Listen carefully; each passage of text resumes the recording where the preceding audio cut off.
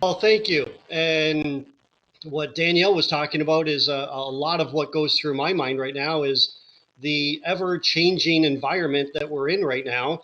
And how do you show leadership? How do you guide your business through when things are changing and changing?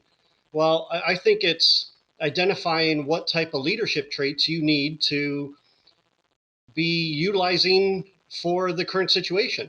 And when I think about leadership, right, I grew up in Canada and played a lot of hockey, and the leader was always the kid with the C on his jersey, right? Usually the best player and the most goals, and we always thought because he could stick handle and score, that's why he was the captain. But when I look back at it now, he always pulled the best out of us, right? He challenged us to do better and better. And that's how I kind of look at leadership. It's hard work, and you've got to express the right characteristics, the right traits at the right time. The leadership traits that we identified maybe 3 months ago, 6 months ago, a couple of years ago are completely different than what's needed now.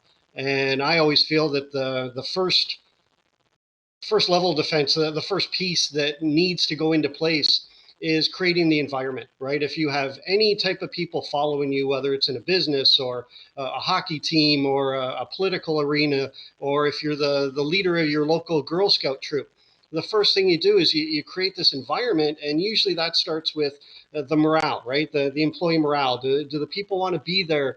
Are you establishing the right culture, which means you have the right team in place? A leader to me is you're there to pull the best out of people, right? You're trying to pull everybody together. And these traits that I've been so used to in hospitality, a major part of what I usually do is present. And the favorite topic, my favorite out of the last 10 years, has been 9 leadership traits required for success in hospitality, right? We work a lot with restaurants. And these were 9 leadership traits that I felt possibly wouldn't work well in other businesses or work well in other environments, but in the restaurant, that's what was critical. And it went a lot to integrity and earning respect and communication and all these different things. Well, I want to challenge you out there if you're a leader in any environment right now, what leadership traits do we need from you?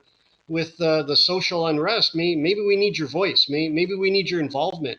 If you're running a business, maybe you need to be a dynamite communicator right now. You've got to play the quarterback and call the plays and keep your whole team on the same page while we try to work through this.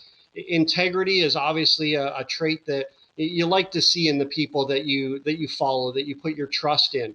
And for me, leadership kind of comes down to not necessarily one person at any time, but in business, it comes down to a team environment.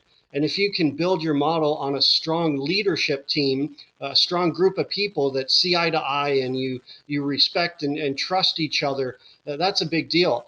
And any leadership team has to start with that trust, right? You've got to earn the trust of everybody else on your management or leadership team before you feel able to contribute and that you have the sense of belonging.